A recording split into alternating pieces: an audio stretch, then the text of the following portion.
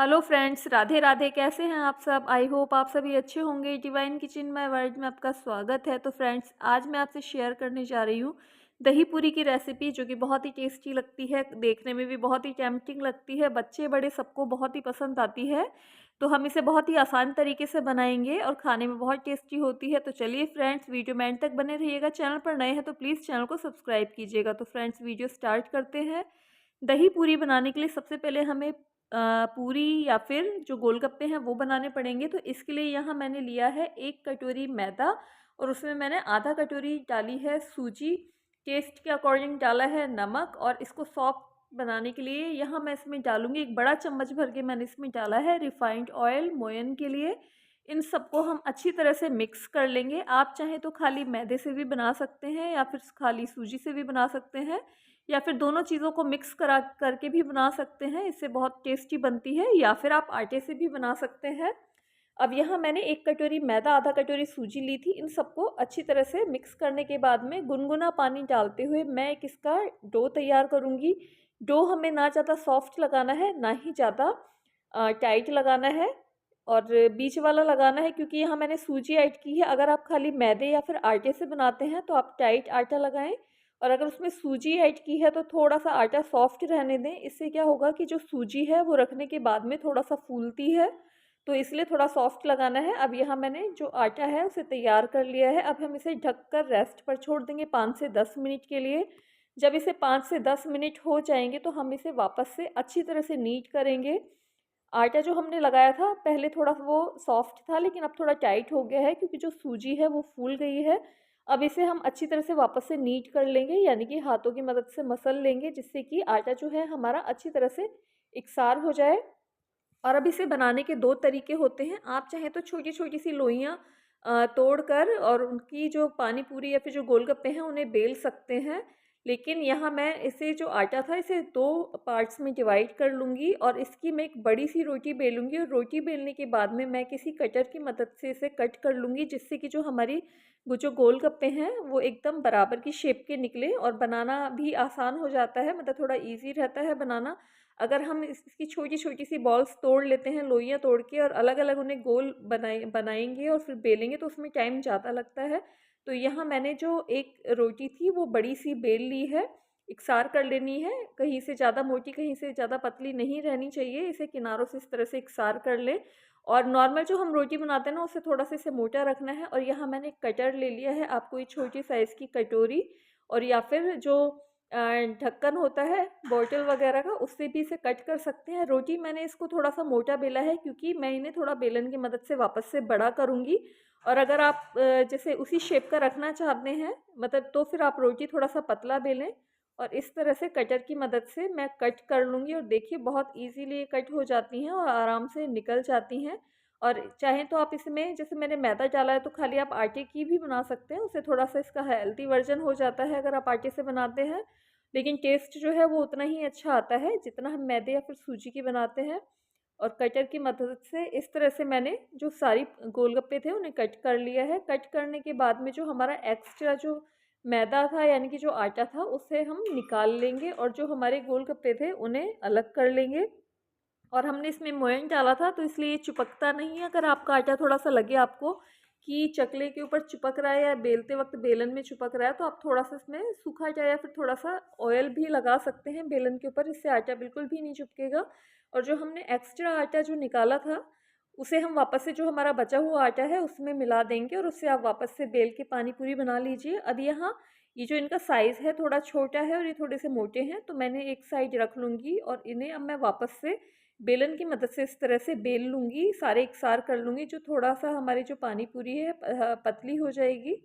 तो देखिए, इस तरह से हम एक-एक करके सबको बेल लेंगे। इससे क्या है कि जो हम बार-बार जो लोइयाँ हैं उन्हें राउंड करके और इस तरह से बेलते हैं तो साइज़ में भी अंतर आता है और फूलने में भी थोड़ी-सी दिक्कत रहती है। और अगर आप इस तरह से एक बड़ी-सी रोटी बेल के इस तरह से कटर की मदद से कट करके बेलेंगे ना, तो जो आपके गोलगप्पे हैं वो सारे ही फूलेंगे और बहुत ही अच्छी तरह से बन के तैयार होते हैं।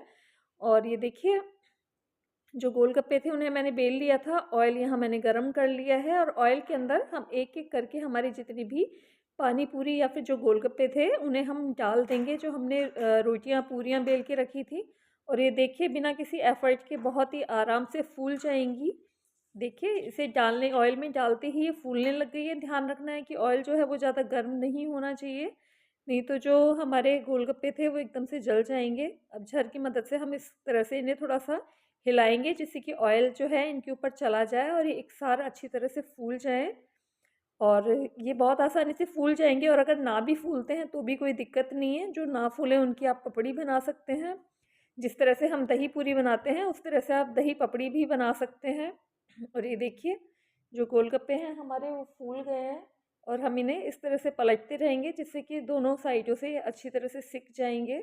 और सिकने के बाद में हम इन्हें निकाल लेंगे। ये जो गोलगप्पे हैं उन्हें आप पानी इमली का पानी बना के पानी के साथ भी खा सकते हैं या फिर इस तरह से दही पूरी भी बना सकते हैं। कई तरीके होते हैं इसे बनाने के और इसे खाने के। वो जो गोलगप्पे थे हमारे सिक गए थे उन्हें मैंने निकाल लिया था। निकालने के बाद में मैंने जो बाकी के बचे हुए गोलगप्पे जो बेल लिए थे उन्हें भी मैं इस तरह से ऑयल में डाल दूँगी और देखिए डालते ही जो हमारे एक-एक करके जितनी भी पूरियाँ थी वो फूलने लगी है। और हमने जो इसमें सूजी डाली है उसकी वजह से क्रिस्पी भी बनते हैं। आप चाहें तो जितने भी आप गोलगप्पे बनाने जा रहे हैं सबको बेल के रख लें और एक साथ और फिर थोड़ा-थोड़ा करके उनको तल लें और या फिर हैंड टू हैंड भी तल सकते हैं। जिस तरह से मैं बना रही हूँ कि जैसे मैंने थोड़े से बेल लिए थे, बेलने के बाद में ऑयल में उनको तलने के लिए छोड़ दिया था और उन्हें बीच-बीच में चेक भी करती रही थी और जो बाकी के बचे हुए थे जो गोलगप्पे उन्हें भी मैंने बेल लिया था। तो इस तरह से भी आप हैंड टू हैंड भी बना सकते हैं। और ये देखिए भी बहुत अच्छी तरह से फूल गए हैं और इनका कलर भी बहुत ही अच्छा आता है क्योंकि हमने इसमें मैदा यूज़ किया था इसलिए। और जो आटे वाले होते हैं वो हल्के से लाल पन में लिए हुए होते हैं लेकिन उनका टेस्ट भी बहुत ही अच्छा आता है। और इस तरह से देखिए मैं दोनों साइड जो है इसकी चेंज करते जा रही हूँ जिससे कि दोनों साइड से बहुत अच्छी तरह से सिक जाए। और जो सारे के सारे हमारे जो गोलगप्पे थे एकदम से फूल गए हैं और बहुत ही क्रिस्पी और कुरकुरे बनकर तैयार होते हैं। और फ्रेंड्स ये जो दही पूरी है इसे बनाना तो बहुत ही आसान होता है, बस कुछ प्रिपरेशंस होती हैं जो हमें पहले से करनी पड़ती हैं और बस बाद में तो इन्हें असेंबल करना होता है जो बहुत ही इजीली हो जाता है। और ये जो हमारे गोलगप्पे थे ये एकदम बन चुके हैं, निकाल लिए हैं। तो देखिए फ्रेंड्स हमने 1 कटोरी मैदा और आधा कटोरी सूजी ली थी, इससे कितने सारे जो गोलगप्पे हैं वो बन के रेडी होते हैं। और देखिए फूले फूले और बिल्कुल एकदम से क्रिस्पी और कुरकुरे बन के तैयार हुए हैं और बिल्कुल भी ऐसे सॉफ्ट नहीं होते हैं। जैसे कई बार क्या होता है कि जो पूरियाँ होती हैं उनके जैसा सॉफ्ट हो जाते हैं लेकिन ये बिल्कुल सॉफ्ट नहीं रहेंगे। इस तरह से आप बनाएंगे तो बस 2 चीज़ें ध्यान रखना है, एक तो आप इसके अंदर थोड़ा सूजी ऐड कीजिए मैदे में और दूसरा गुनगुने पानी से एकदम टाइट आटा लगाइए। अब हम करेंगे इसे असेंबल करने के लिए यहाँ मैंने इस लिए हैं थोड़ी सी जो भुजिया है वो ली है, बीकाजी वाली भुजिया होती है, आप चाहे सेव ले सकते हैं। उबले हुए काबुली चने लिए हैं, उबले हुए आलू थे जिसे मैंने कट करके उसमें मसाले मिला लिए थे, ग्रीन चटनी है, मीठी सौंठ है और यहाँ मैंने लिया है दही और दही को फेंट लिया है, गाढ़ा दही लेना है। और फ्रेंड्स ये ध्यान रखना है कि दही ज़्यादा खट्टा नहीं होना चाहिए। और प्याज ली है, प्याज से इसका टेस्ट बहुत अच्छा आता है, अगर आप खाते हैं तो लीजिए। अब यहाँ मैंने सबसे पहले इसे इस तरह से हम फिंगर की मदद से फोड़ लेंगे और फिर इसके अंदर थोड़े से मैंने डाले हैं आलू और थोड़े से डाले हैं काबुली चने। और फ्रेंड्स आप चाहें तो इसे का जो साइज़ में इसे बड़ा भी बना सकते हैं। और थोड़ी-सी मैंने इसमें डाली है भुजिया या फिर आपके पास सेव हो तो आप वो भी डाल सकते हैं, थोड़ा-सा डालेंगे प्याज और फिर यहाँ मैं डालूँगी दही। दही कम खट्टा लेना है, जो नॉर्मल रहता है यानी कि फ्रेश दही लेना है, ज़्यादा खट्टा रहेगा ना तो खाने में जो उसका टेस्ट है वो ज़्यादा अच्छा नहीं आएगा। और यहाँ मैं डालूँगी मीठी सौंठ और सौंठ से जो हमारे पताशी, गोलगप्पे जो भी हैं इसका टेस्ट बहुत अच्छा हो जाता है यानी कि बढ़ा देता है दही पूरी के टेस्ट को। ग्रीन चटनी डाली है, ऊपर से हम इसे थोड़ा-सा इसमें जो सेव भुजिया है और डालेंगे और आप चाहें तो इसमें अनार के दाने और जो हरा धनिया है उसकी पत्ती से इसे गार्निश कर सकते हैं। और इस तरह से आप बनाकर रख लीजिए। कोई भी फेस्टिवल आता है जैसे होली वगैरह होता है तो इस तरह से आप जो गोलगप्पे हैं उन्हें पहले ही बना के रख लीजिए और फिर जब भी आपको खाना हो इस तरह से आप इसे असेंबल कीजिए और सबको सर्व कीजिए और सबको बहुत ही पसंद आएगा और बहुत ही टेस्टी बनती है, बच्चों को तो बहुत ही पसंद आते हैं ये। तो फ्रेंड्स इस तरह से आप सारे जो गोलगप्पे हैं उन्हें बनाकर रख लीजिए। आप इन्हें स्टोर करके रख सकते हैं, महीने भर के लिए भी स्टोर करके रख सकते हैं और जब भी आपका खाने का मन करे तो आप चाहें इस तरह से दही पूरी बना के खाइए या फिर पानी पूरी बना के खाइए। पानी बनाएं उसके साथ, उससे भी बहुत टेस्टी लगते हैं। तो इस तरह से आप बनाइए और सबको खिलाइए, सबको सर्व कीजिए, सबको बहुत ही पसंद आएगा। तो फ्रेंड्स आप भी इसे ज़रूर ट्राई कीजिएगा और अगर आपको ये जो मेरी दही पूरी की ईज़ी सी रेसिपी है पसंद आई हो तो आप इसे लाइक कीजिएगा, फ्रेंड्स और फैमिली के साथ में शेयर कीजिएगा। और मेरी नई-नई रेसिपीज़ देखने के लिए प्लीज़ मेरे चैनल को सब्सक्राइब कीजिएगा और आप मुझे कमेंट करके भी बता सकते हैं कि आपको मेरी रेसिपीज़ कैसी लगती हैं।